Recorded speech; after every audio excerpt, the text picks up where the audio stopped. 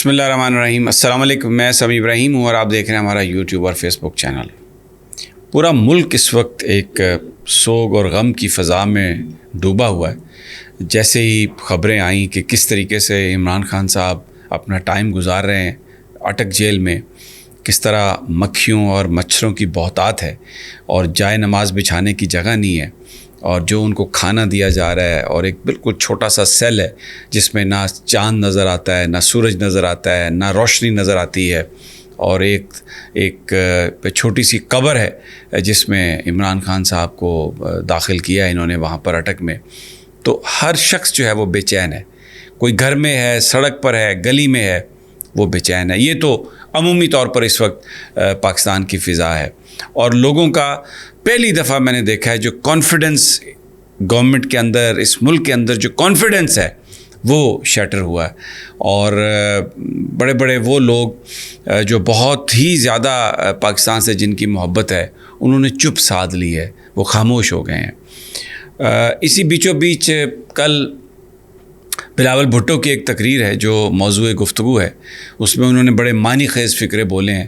انہوں نے کہا ہے کہ میں کہتا ہوں نواز شریف صاحب سے اور اپنے والد آصف علی زرداری سے کہ ایسے فیصلے نہ کریں جن سے آنے والے وقتوں میں ہمیں بھی اسی عذاب کو جھیلنا پڑے، اسی حالات میں گزرنا پڑے جن حالات میں آپ نے گزشتہ 30 سال میں پالیٹکس کی ہے۔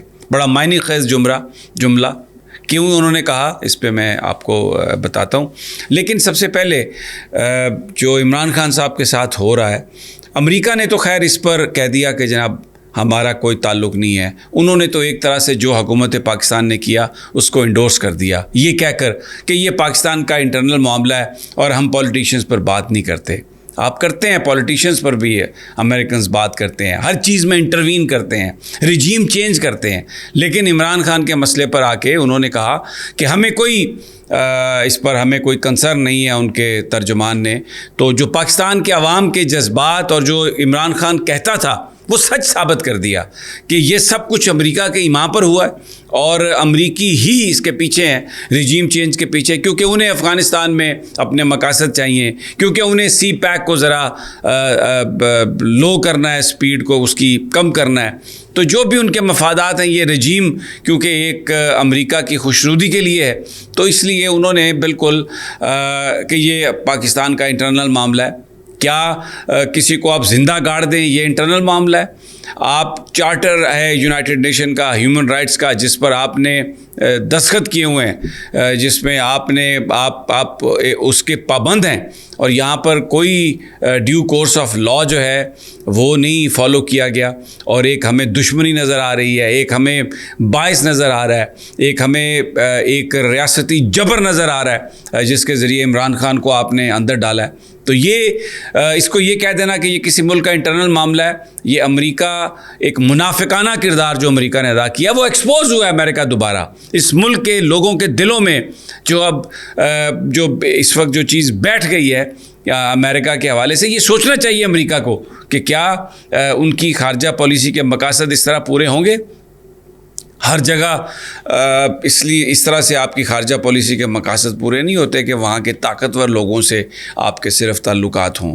عوام اگر ساتھ نہ ہوں تو کوئی کچھ بھی نہیں کر سکتا۔ بہرحال یہ امریکہ نے اپنے آپ کو ایکسپوز کیا۔ یونائٹڈ نیشن میں جو ڈپٹی اسپوکس مین ہے فرحان حق، انہوں نے یہ کہا کہ اقوام متحدہ کے جو سیکریٹری جنرل ہیں وہ پاکستان کی صورتحال کو دیکھ رہے ہیں اور ہم اس کو واچ کر رہے ہیں، اور تمام جو پارٹیز ہیں اس میں ان کو ہم یہ کہتے ہیں کہ ریسٹرین شو کریں، آپ اس پہ انتہا پسندی شو نہ کریں۔ حکومت پاکستان سے یہ کہا ہے کہ انتہا پسندی مت شو کریں، اور یہ بھی کہا ہے کہ جو ڈیو کورس آف لا ہے، یعنی جو ایک قانونی طریقہ ہے، آپ اس کو، ابھی سیشن کورٹ کی سزا ہوئی ہے، ابھی کوئی ہائی کورٹ کی سزا نہیں ہوئی، ابھی کوئی فائنلٹی نہیں آئی، ابھی کوئی سپریم کورٹ کی نہیں ہے، تو آپ نے اگر ان کو رکھنا ہے جیل میں تو آپ بالکل اس جگہ پہ رکھیں جہاں وہ ڈیزرو کرتے ہیں۔ آپ نے 9/6 کا یا 9/11 کا آپ نے وہ جو ایک چھوٹی سی زندہ آپ نے ایک قبر بنائی ہوئی ہے اس کے اندر آپ نے ان کو رکھ دیا، لیکن بہرحال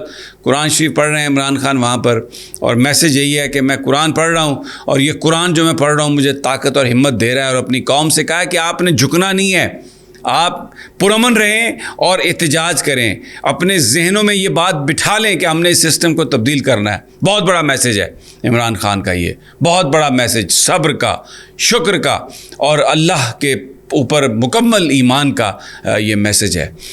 ان کی فیملی کو ابھی تک ملاقات کی اجازت نہیں ملی، ان کی اہلیہ جو ہیں وہ ملنا چاہتی ہیں ان سے، جائے نماز لے کے جانا چاہتی ہیں، اور بہرحال یہ انہوں نے کل کہہ دیا کہ کوئی بھی، دوبارہ یہ بات انہوں نے کہی کہ کوئی بھی فیصلہ ان کی منظوری کے بغیر نہیں ہے، چاہے کور کمیٹی ہے، چاہے ایپیکس کمیٹی ہے، جو بھی فیصلہ ہوگا وہ عمران خان صاحب کی اگر اپروول نہیں ہے تو وہ امپلیمنٹ نہیں ہوگا، اور وہ خود لیڈ کریں گے ہر چیز کو۔ تو یہ جو ایک صورتحال ہے یہ اس کے حوالے سے آئی ہے سامنے۔ اب میں بلاول بھٹو کی جو سٹیٹمنٹ ہے میں اس کی طرف آتا ہوں۔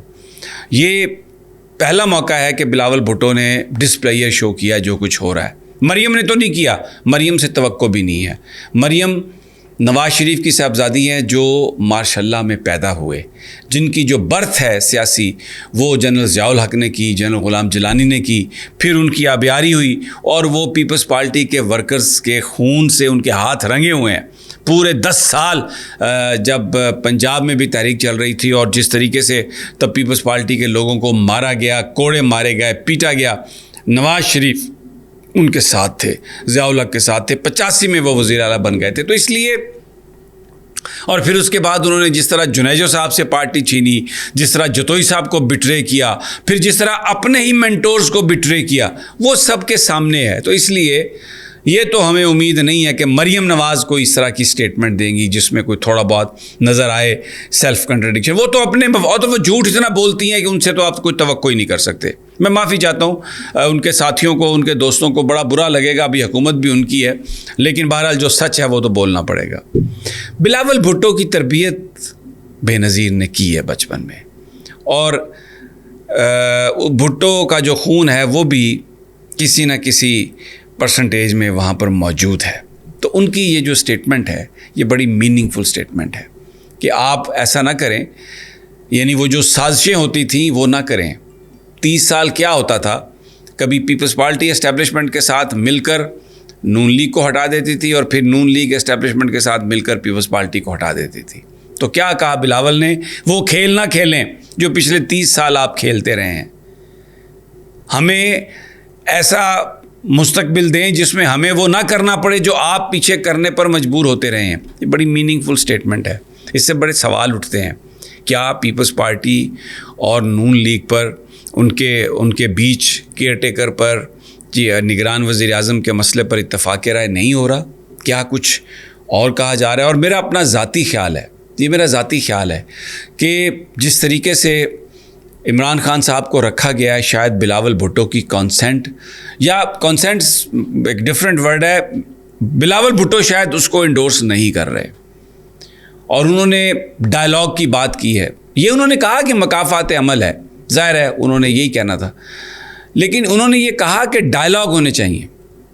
پھر مثال دے کے کہا کہ واپڈا کو وزیر پاور نے رن کرنا ہے یا چیف جسٹس صاحب نے رن کرنا ہے، تو تمام سٹیک ہولڈرز کا ڈائلاگ ہونا چاہیے۔